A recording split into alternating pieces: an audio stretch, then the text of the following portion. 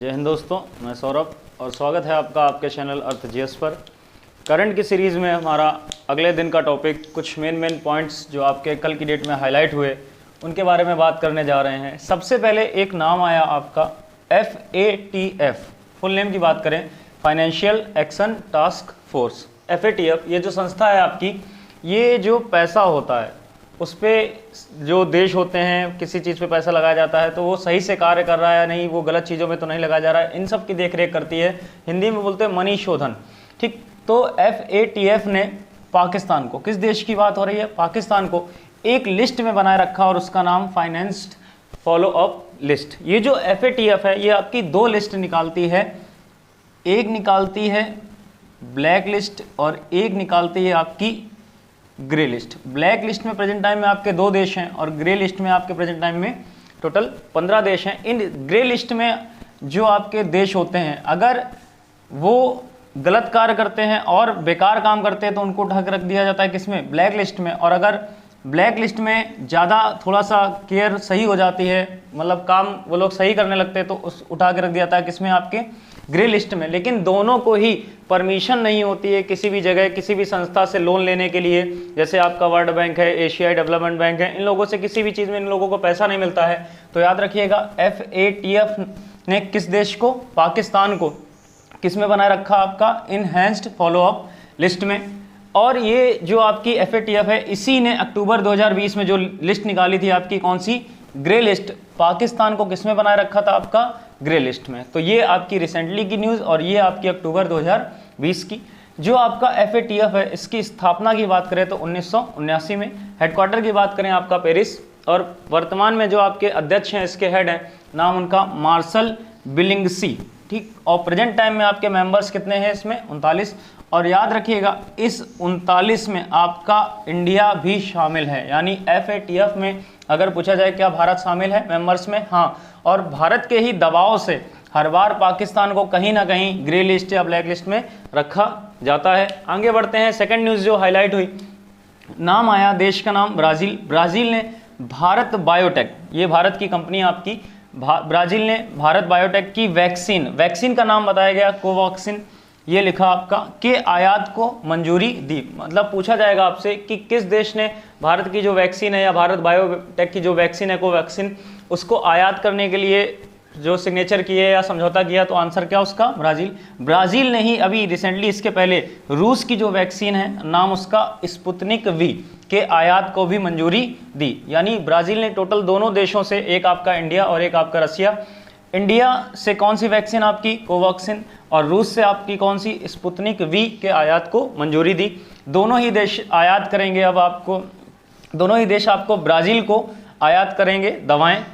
आगे बढ़ते हैं, ये जो आपकी वैक्सीन है कोवैक्सीन, ठीक, जो इंडिया वाले की बात हो रही, इसकी प्रभावकारिता दर, मतलब कितने लोगों पे इफेक्ट करी है, सही से काम करती है, टोटल 81%। हर एक मेडिसिन की अपनी एक प्रभावकारिता दर होती है, तो आपकी अगर कोवैक्सीन की पूछी जाए प्रभावकारिता दर तो आपकी 81%। जो ये वैक्सीन है आपकी कितने खुराक में दी जाती है, 2 खुराक में, 2 डोज दिए जाते हैं।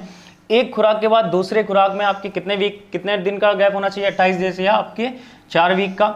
और ये जो वैक्सीन है इसको मृत कोविड-19 वायरस से तैयार किया गया था। ये क्वेश्चन बहुत अच्छा है कि जो कोवैक्सीन है उसको किससे तैयार किया गया, तो किसी एलिमेंट से नहीं, आपका मृत कोविड-19 वायरस से तैयार किया गया था। जो भारत बायोटेक है उसके मुख्यालय की बात करें तो अपने यहाँ इंडिया में हैदराबाद।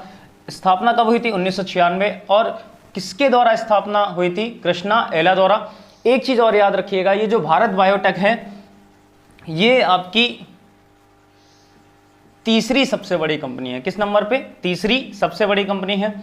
आगे बढ़ते हैं, सीरम इंस्टीट्यूट का नाम आया, सीरम इंस्टीट्यूट ऑफ इंडिया, ये भी भारत की कंपनी, पुणे में, को भारत में स्पुतनिक V वैक्सीन के निर्माण की अनुमति मिली। अभी देखिए एक चीज़ और, कि जो रूस की वैक्सीन थी वो स्पुतनिक V, तो आपसे वो ये भी पूछ सकता है जो सीरम इंस्टीट्यूट को हाल ही में स्पुतनिक V बनाने के लिए अनुमति मिली, वो किस देश ने सबसे पहले बनाई, तो वो क्या किस देश की है, तो उसका आंसर रूस। भारत में अनुमति मिली स्पुतनिक V की। ठीक, आगे बढ़ते हैं, जो मास्को स्थित, मास्को मतलब रूस, मास्को स्थित आपकी गैमलिया रिसर्च इंस्टीट्यूट द्वारा बनाया गया था। बताया गया कि जो आपकी स्पुतनिक V थी वो किस संस्था द्वारा बनाया गया था, तो मास्को में जो आपका एक इंस्टीट्यूट है, नाम उसका गैमलिया रिसर्च इंस्टीट्यूट द्वारा।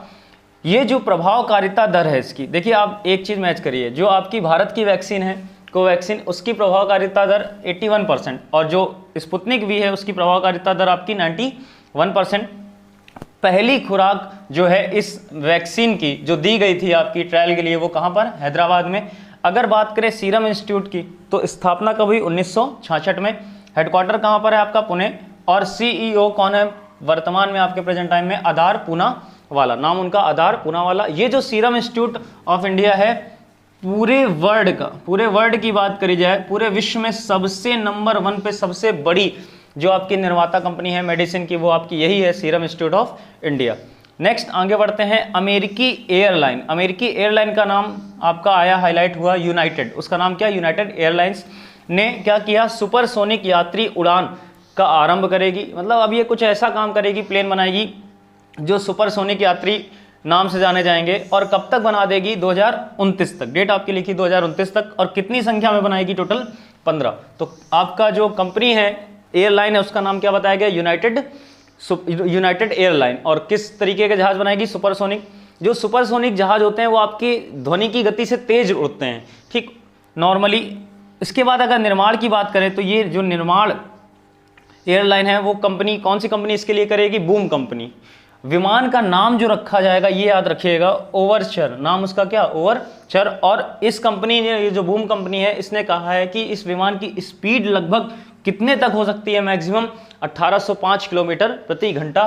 तो याद रखिएगा विमान का नाम आपका क्या बताया गया, ओवरचर, और स्पीड लगभग कितनी हो सकती है, मैक्सिमम 1805 किलोमीटर प्रति घंटा। ये जो कंपनी है आपकी यूनाइटेड वाली, ये कब से कार्य कर रही है, मार्च 1931 से, मार्च 1931 से। आगे एक न्यूज़ और आई, 6 जून की बात हो रही है करंट में। तो जो 6 जून है आपका वो रूसी भाषा दिवस, रशियन लैंग्वेज डे के रूप में मनाया जाता है, रशियन लैंग्वेज डे। ये जो रूस की भाषा है रशियन, ये जो लैंग्वेज डे है आपका किस संस्था द्वारा आरंभ किया गया था, यूनेस्को द्वारा। और यूनेस्को द्वारा भी कब आरंभ किया था, 2010 में। मतलब ये जो लैंग्वेज डे है आपका किसी भी स्पेशल लैंग्वेज का, वो यूनेस्को द्वारा आरंभ किया गया था और 2010 में।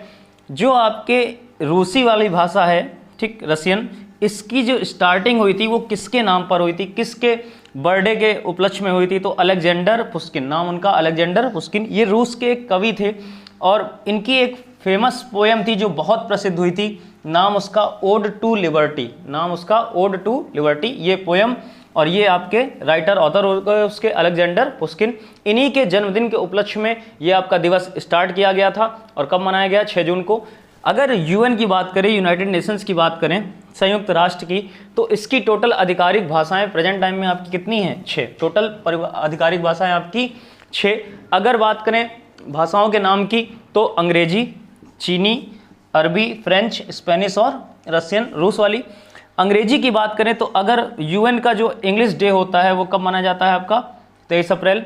चीनी की बात करें, चाइनीज़ लैंग्वेज की, तो 20 अप्रैल को। अरबी की बात करें तो 18 दिसंबर। फ्रेंच की बात करें तो 20 मार्च। स्पेनिश की बात करें 23 अप्रैल और रूस की बात करें 6 जून। एक चीज़ और याद रखिएगा यहाँ पर, जो चीनी वाली लैंग्वेज आपकी डे मनाया जाता है 20 अप्रैल, ये पहली बार जब मनाया गया था तो 12 नवंबर को मनाया गया था। उसके बाद से ये फिर नहीं मनाया गया, इसकी डेट चेंज कर दी गई, कब, 20 अप्रैल। और ये जो स्पेनिश वाला है आपका, ये पहली बार मनाया गया था आपका 12 अक्टूबर को। उसके बाद ये नहीं मनाया गया, फिर ये कब से मनाया जाने लगा आपका, 23 अप्रैल। टोटल अगर यूएन में लैंग्वेज पूछी जाए प्रेजेंट टाइम में तो 6, और 6 में नाम बताए गए अंग्रेजी, चीनी, अरबी, फ्रेंच, स्पेनिश और रूस, रशियन वाली। और प्रेजेंट टाइम में आपका कौन सा दिवस मनाया गया, 6 जून, रूसी भाषा दिवस। और स्टार्टिंग कब से हुई, 2010 में, किसके द्वारा, यूनेस्को। जय हिंद।